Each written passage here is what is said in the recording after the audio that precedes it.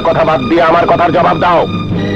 ওই কলেজে যারা ছাত্র না, তারা কিভাবে কলেজ ক্যাম্পাসে প্রকাশ্যে অস্ত্র হাতে নিয়ে ঘোরাফেরা করে? স্যার, অপোজিশন পার্টি সাজানো কারসাজি। কার কারসাজি তা জনগণ এবং সাধারণ ছাত্রছাত্রী বুঝবে না। ওই কলেজের শিক্ষার পরিবেশ নষ্ট হলে ভিপি হিসাবে আমি তোমাকেই দোষারোপ করব। এইসব অছাত্রকে সরাতে হলে ওদের সাথে ফাইট করতে হবে স্যার। ফাইট তোমরা কেন করবে? প্রশাসনের হাতে ওদের তুলে দাও। প্রশাসনের সহযোগিতার জন্য আপনার সাহায্যের প্রয়োজন স্যার।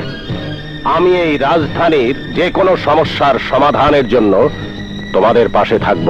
আর এই কলেজের পরিবেশ সুন্দর রাখার জন্য প্রয়োজনে আমি আমার বুকের রক্ত দিতে প্রস্তুত আছি স্যার। ইমন। স্যার। না, ঠিক আছে, যাও। তোমার নাম কি ইমন? জি। ইমন? হ্যাঁ। তোমার বাবার নাম কি? ইরফান তালুকদার।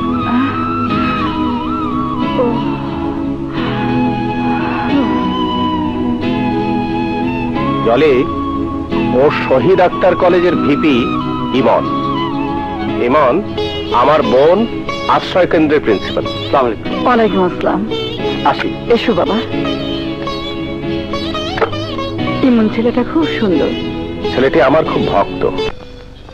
তোমরা এসেছো? বাবা, বেশ বেশ। বসো বসো বসো। বড় ভাই, নতুন কর্মী, একটু দোয়া দিয়া দেন। বেশ বেশ। থাক থাক। ইমন, তোমার তো পাত্তাই নেই। বড় ভাই, এত দৌড়ের উপর থাকলে কেমন করে আসবো? কেন, কি হয়েছে? এখনো যদি আমার কর্মীরা কেসের মধ্যে পড়ে তাহলে আমি কি করি? তোমার নেতা হায়াত সাহেব কি বলে? আপনি আমার নেতা। বস, রাজাকে 2 দিনের জন্য দরকার। এবার বলো, রাজাকে আমি দলে রেখে ঠিক করেছি কিনা? দল চালাতে গেলে রাজাদের মতো টেররদের দরকার। হ্যাঁ, রাজা, রাজধানীর রাজা এখন আমার হাতে। তাই যা পারো 2 হাতে কামিয়ে নাও, যা দখল করার করে নাও। এই রাজাদের স্থায়িত্ব বেশি দিন হয় না বা থাকে না, অথবা আমরাই থাকতে দেব না। যতক্ষণ প্রয়োজন রাখবো, প্রয়োজন ফুরিয়ে গেলে ছুঁড়ে ফেলে দেবো। তা তো বুঝলাম, কিন্তু আপনার নমিনেশনে কি হলো? নমিনেশনে কেন আমি নেই এই ব্যাপারে আগ্রহী হয়ে সবাই আমাকে ফোন করেছে। শুধু বাধা হয়ে দাঁড়িয়েছে সভাপতি হায়াত সাহেব। ওকে রাজি করার চেষ্টা করব। মাত্র সামান্য কয়েকজন অপরাধীর জন্য এদেশের উন্নয়নের সুফল জনগণ উপলব্ধি করতে পারছে না। দুঃসহনীয় এই সন্ত্রাসীরা নগরবাসীর জন্য একটি বিরাট সমস্যা হয়ে দাঁড়িয়েছে। এই সন্ত্রাসীরা চাঁদাবাজি করাতে নিত্য প্রয়োজনীয় জিনিসের দাম বাড়ছে, খুন বাড়ছে, এক কথায় সব অপরাধ বাড়ছে। আপনি কি কারণ মনে করেন? আমাদের সমীক্ষায় পেয়েছি রাজধানীর ভূমি এবং আয়তনের তুলনায় জনসংখ্যা অনেক বেশি। বেশির কারণ রাজধানী ও শিল্প ব্যবসা প্রতিষ্ঠান সব একসঙ্গে হওয়ার ফলে জনসংখ্যা বৃদ্ধি হচ্ছে। তাই কিছু কিছু শিল্প প্রতিষ্ঠান রাজধানীর বাইরে দিতে পারলে সন্ত্রাসীরা চাঁদাবাজি করে সুবিধা করতে পারবে না, আর করলেও তা চিহ্নিত হয়ে পড়বে। বাইরের চিন্তা করার জন্য আমরা এখানে বসিনি, রাজধানী কি করা যায় তাই ভাবব। স্যার, আমরা এই শহরের অপরাধীদের তালিকা তৈরি করতে গিয়ে দেখলাম আপনার দলের উচ্চ পর্যায়ের 2-1 জনের মাথা এর মধ্যে ঢুকে আছে। প্রমাণ সহ তথ্য দেন, আমরা তার বিরুদ্ধে কঠোর ব্যবস্থা নেব। দলের অপরাধীদের ধরলে অপোজিশন নেতারা চিৎকার করতে থাকবে ওই দল সন্ত্রাসী, অতএব দলের লোকদের ধরা উচিত হবে না। ভুল ভ্রান্তিতে বা দল চালাতে গিয়ে যদি কেউ লিস্টে পড়ে যায়, তাদের নাম গোপনে আমাকে দিন। আমি সেক্রেটারি হিসেবে বলছি, ওদের আমি থামিয়ে দিতে পারবো। থামিয়ে দিতে পারবেন যখন বলছেন, তাহলে আপনি থামিয়ে দিন। What do you mean? আপনি কি আমাকে সন্দেহ করছেন? গোয়েন্দাদের কাছে কেউ সন্দেহের বাহিরে নয়। মিস্টার জামান, আপনি কার সাথে কথা বলছেন? প্লিজ বসেন বসেন বসেন। মিস্টার জামান বলেন। Thank you sir. আমি এই রাজধানীর মূল সন্ত্রাসীদের গডফাদার এবং উচ্চ পর্যায়ের কিছু কর্মচারীদের অপরাধের প্রমাণ সহ আপনার মাধ্যমে রাষ্ট্রপ্রধানের দপ্তরে পেশ করতে চাই। আপনার দেওয়া তথ্য সত্য প্রমাণিত না হওয়া পর্যন্ত রাষ্ট্রপ্রধানের দপ্তরে কেন, ওনার বারান্দা তো আপনাকে যেতে দেবো না। এক্সকিউজ মি স্যার, আপনি উত্তেজিত হয়ে যাচ্ছেন। আপনাকে তো আমারই সন্দেহ হচ্ছে। আপনি অপোজিশন পার্টির স্পাই কিনা। স্পাই মনে হওয়ার কারণ? উনি প্রমাণ দেওয়ার আগেই এতগুলো উচ্চ পর্যায়ের অফিসারের সামনে আমাদের দলের ভাবমূর্তি ক্ষুণ্ণ করছেন। এই জন্যে আমি জামান সাহেবের বিরুদ্ধে অভিযোগ উত্থাপন করছি। আমি রাষ্ট্রপ্রধানের নাম যখন নিয়েছি তখন সত্য প্রমাণ তো অবশ্যই আছে। আমার রিপোর্ট পেশ করার আগে আইন প্রয়োগকারী সংস্থার কাছে আমার অনুরোধ, রাজধানীর সকল দলের সভাপতি সেক্রেটারি শহরের বাইরে যেন যেতে না পারে সে ব্যাপারে আপনারা দৃষ্টি রাখবেন। প্লিজ বসেন বসেন। দাউদ, প্লিজ নো টক। সমাজে শান্তি শৃঙ্খলা বজায় রাখার জন্য মিস্টার জামানকে আপনারা হেল্প করবেন। দুর্নীতি এবং সন্ত্রাসমুক্ত দেশ গড়ার ব্যাপারে আপনাদের সাহসী পদক্ষেপ কামনা করে আজকের সভা আমি এখানেই শেষ করলাম। তোরা হকারের ওইখানে দেখলাম ও সুদ কিনলাম যাতে তুই আর কোনোদিন আমার কাছ থেকে সুদটা দিতে না পারো। এইটা ব্যবহার করলে নাকি আমি একদম শক্ত হয়ে যাব।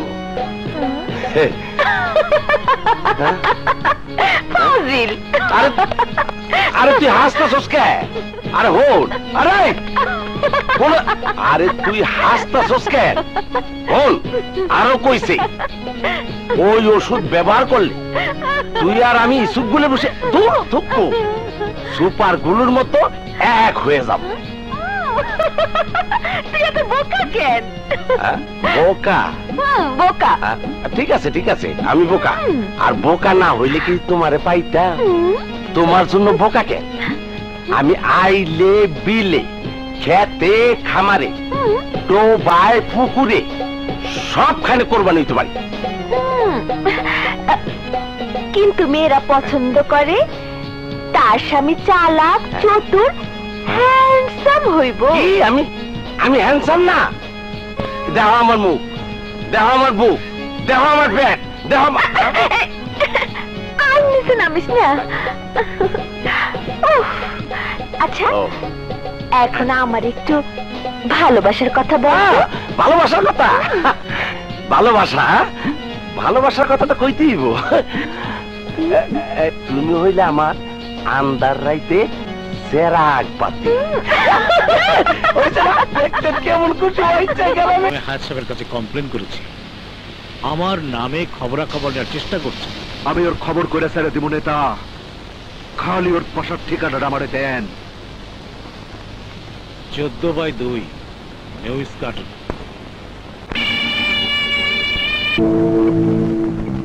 তো এনে ছেলেটা গেল কোথায়?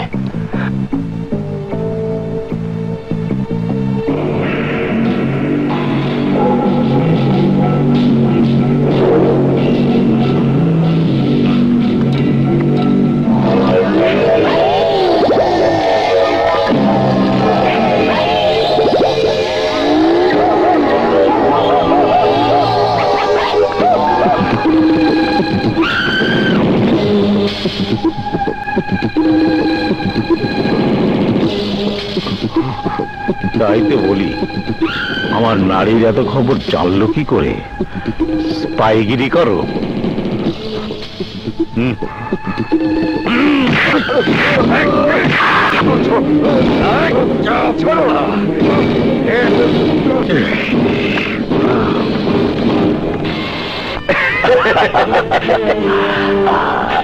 জামান মিয়া শেষ, এবার ওর মায়া সুরাইয়ারে তুমি শেষ করে দাও। বুঝছি দোস্ত, জামান হত্যার একমাত্র সাক্ষী তার মায়ারে শেষ করুন লাগবো, তাইলে তো আমার ছদ্মবেশ নিতে হইব।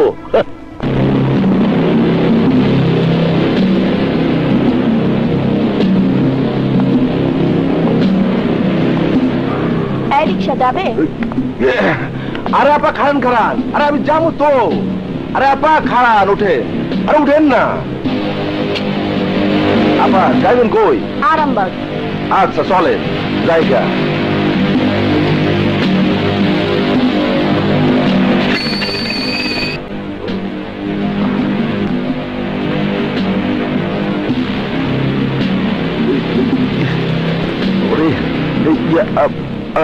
আপা একটু ধরছে।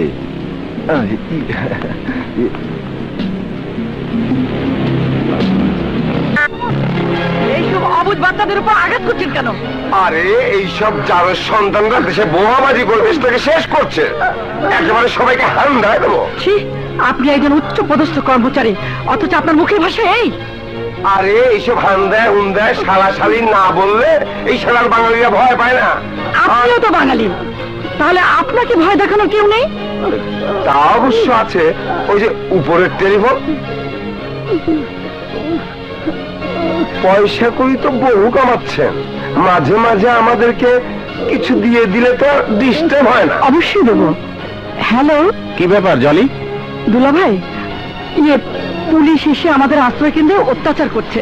ওসিকে দাও। আপনি একটু কথা বলুন। হ্যালো ওসি সাহেব, এই কমলমতি বাচ্চাদের কোনো ক্ষতি হলে আমি কিন্তু তোমাকে ছাড়বো না। জি স্যার। ইয়ে স্যার, আপনার জায়গা স্যার, এটা আগে জানলে আমি আমার বুকের রক্ত দিয়ে ঠেকিয়ে রাখতাম। নিন, 2 পয়সা ইনকাম হলো না। চল চল চল।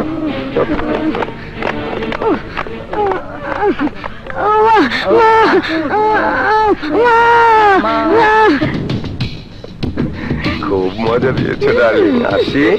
আবার আইসিন গো। আসি। তুমি জুলুমের সীমা যখন অপরাধী নিজেই উপলব্ধি করতে পারে না, প্রকৃতি তখন প্রতিশোধ নেওয়ার জন্য তৈরি করে দেয় কোনো মজলুমকে। আমাকে তুই চিনিস? হ্যাঁ, তোর নাম ফিরোজ আহসান।